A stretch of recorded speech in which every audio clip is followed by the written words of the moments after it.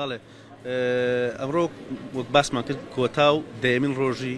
پێشەنگای دووەمین خولی پێشەنگای نێودەوڵەتی سلێمانیە بۆ کتێب کە ساڵی پاریش هەر لە مانگی 11 ئەم پێشەنگا کرایەوە لێرە نزیک بە 500,000 ناونیشان لە زمانەکانی کوردی عەربی فارسی تورکی ئینگلیزی زمانەکانی دیکەش هەبوون ژمارەی زۆر لە وەشانخانەکان کە سەر و 200 وەشانخانە و کتێبخانە و چاپ و دەستگای بڵاوکردنەوە بوو بەشداریان کرد و لە حەڤە وڵات بەشداربووان هاتبوون بەشێکی زۆری کتێبفرۆشەکانیان وەشەخانەکان لە ئاستی پێشانگەکەوە لە فرۆشی کتێبەکانیان رازین ئەمڕۆ لە کۆتا ڕۆژنە کۆمەڵێک چالاکی ئەدەبی و هونەری و بابەتەکانی لەو جۆرە هەیە جا بۆ پرسیارەکەی تۆ بۆ هەندێک پرسیاری دیکەی خۆشم میوانێکم لە بەڕێز دکتۆر شەوقی عومەر بەڕێوەبەری پەیوەندیەکانی پێشانگای نێودەوڵەتی سلێمانی دکتۆر پرسیارکرا کە پڕفرۆشتین کتێب تەسەورەکەم نەزانرێت بە دیاریکراوی بەڵام لە پۆشانخانەکانم پرسی هەندێک دەڵێن لای ئێمە فەلسەفی هەندێک دەڵێن ئاینیە لا ئێوە چۆنە سڵاوتان لێبێ بەیانی ڕوودا و بینەرانتان باش ڕانەگەیاندنی پڕفرۆشترین کتێب پەیوەندی بە دنیابینی و تێگەیشتنی ئێمە هۆیە بۆ کتێب ئەو کتێبی کە پڕفرۆشترینە لای ئێمە ئەکرێ بڵێم هەموو کتێبەکانە بۆچی چونکە سلێمانی شارێکی کراوەیە چەندین زانکۆی تایە پایتەختی ڕۆشنبیریە زیاتر لە جۆرێک سەردانی کارمان هەیە خواست لەسەر هەموو جۆرە کتێبەکان هەبووەوە ئەمساڵ کارمان کردووە لەسەر ڕەنگاڵەکردنی پێشانگاکە بە جۆرێک کە خواستی زۆربەی خەڵک بهێنێتە دی ئێمە لە بەرنامەی ڕاستەوخۆیە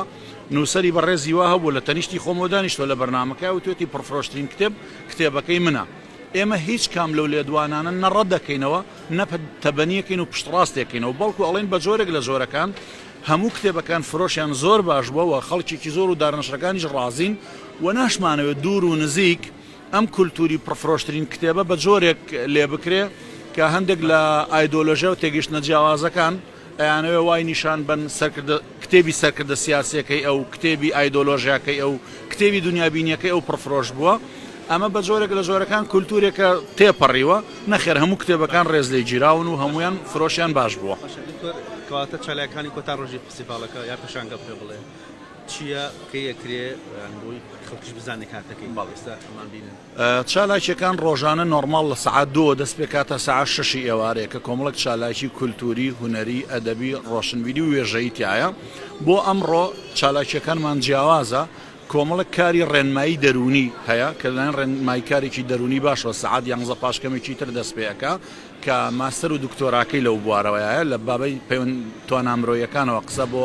کۆمەڵک گەنجەکە کە ڕێکخراوی CDO لە سەرتاسەری شار و شارۆچکەکانەوە هێناونی و دوایش تۆمارەکرێ و لە میدیاکانەوە پەخشەکرێ و هەروە خەڵاتی ڕێزلێنان ئەبەخشرێ بە کۆمەڵێک کەسایەتی کە بە جۆرێک لە جۆرەکان لە سەرخستنی پێشانگاکە ڕۆڵیان هەبووە بەتایبەتی ئەو کەسایەتیانی کە کەمتر میدیا فۆکەسی خستونەتە سەر و لە چالاکیەکانی ڕابردووشە چالاکی هونەریمان هەبوو ئەدەبی شیعری کۆڕی شعر خوێندنەوە مەراسیمی ئیمزاکردنی کتێب و چالاکی ژینگەی پێدانی هۆشیاری تەندروستی چالاکی هەبووە لەسەر چۆنێتی مامەڵەکردن لەگەڵ ئاژەڵی بێسەرپەرشت و ئەوانە بۆی پێشانگاکە پێشانگایەک بێ فعلەن ڕنگدانەوەی ڕۆشنبیری خەڵک و کوردستانی تیا بەرجەستە بێ بە جۆرێک کە خزمەت بە زۆرترین بوار و فێڵ بکە پرسیارێکم لەوانەیە پێشت خۆشتێ بەسەرێکم معنی بەرهەدراتی ناپاگۆترێ بەشێک لە پۆشانخانەکان گلەیان کردیان و شوێنی ستەیجەکە شوێنی با بڵین کابینەکان گرانە شوێنی ڕەفەکان گرانە ئەزانم $6 یەک مەتر 4 گۆشە ئەمە وە کارەکەی چییە مەسەلەن کەسێک 6 بەنوێکی گرت بێ نزیک بە 24-25 زیاتر وەرەقی لەسەرەکەوێت ئەو پەیوەندی بە ئێوە هۆ یا پەیوەندی بە چیەوەی بمان ڕووکەیتەوە ئیتحادی ناشرینی عاممان هەیە و لەگەڵ ئیتحادی ناشرینی عەرەب و ئیتحادی ناشرینی عێراقی نووسراوی فەرمیان بۆ من ناردووە کە تکایە با نرخی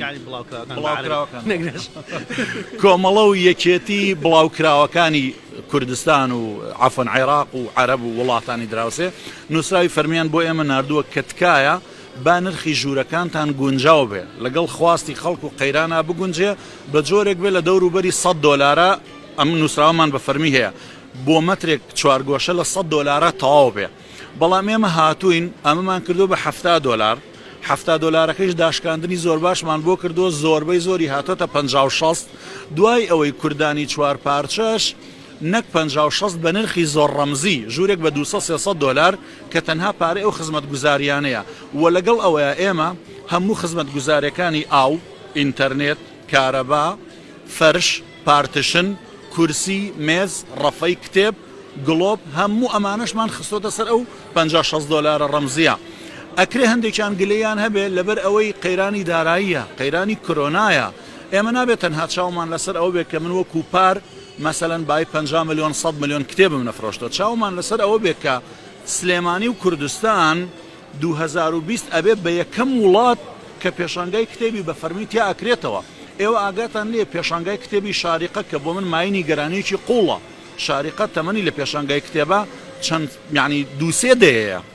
هەولێری خۆمان کە پایتەختی هەرێمی کوردستانە نەیتوانی پێشانگا بکاتەوە بەغداد نەیتوانی بیکاتەوە ئەستەمبوڵ و قاهرە و تاران ئەمساڵ بەوەی قەیرانی کۆرۆنا و نەیانتوانی پێشانگای کتێب بکەنەوە ئێمە بە پێچەوانەوە پێشانگای کتێبی سلێمانی کە ئەمڕۆ کۆتا ڕۆژێتی و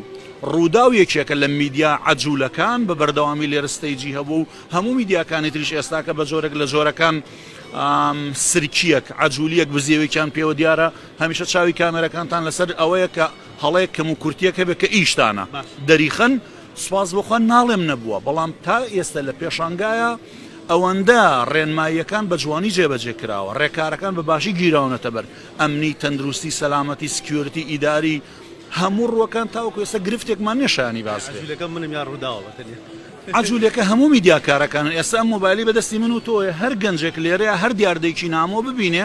یەکسەر تۆمارێکە ئەوێنێرە بۆ دیجیتال میدیاکەی تۆ ئێنارتی و کەناڵەکانی تر و بۆی بڵاو بێتەوە ئێمە شانازی بە خۆمانەوە ناکەین کە کەم و کورتیمان نییە شانازی بۆ واکەین هۆشیاری خەڵکەکە هۆشیاری میدیای ئێمە هۆشیاری بەشداربووانمان ئێمە سوپاس قەرزاری هەموو ئەم دارنەشر و بڵاو کراوان و پەبلیشەرانین کە هەمویان هاتوون پێشانگاکە لە کەشێکی زۆر هێمنا بەڕێوە چووە هەموو دام و دەستگا تەندروستیەکان حکوومیەکان ئیدارەکان کە لێرە لەگەڵمانە بوون شایەتی ئەمەیان داوە ڕێبەی پەیوەندیەکانی پێشانگای دەوڵەتی سلێمانی بەڵێ وەک باسم کرد هەر لە درێژەی خولی دووەم کۆمەڵی پێشانگای دیکەکەێتە پێشانگای خۆراک ناوخۆی کۆمەڵێک پێشانگای بازرگانی پیشسازی عێراقی هەر دەبێت ئەم ساڵ خولی دۆمیان تەواوکەن چکە ساڵی پار خولی یەکەم کرا بۆی دوانەکەون خولی دووەمی زۆر باشە ئەرکان عەلی هەتا یەکی 2021 بەڕێوە دەچێت پێیان لێرە ڕوودا و لە سلێمانی لەگەڵمان نابووی گەلێک سپاس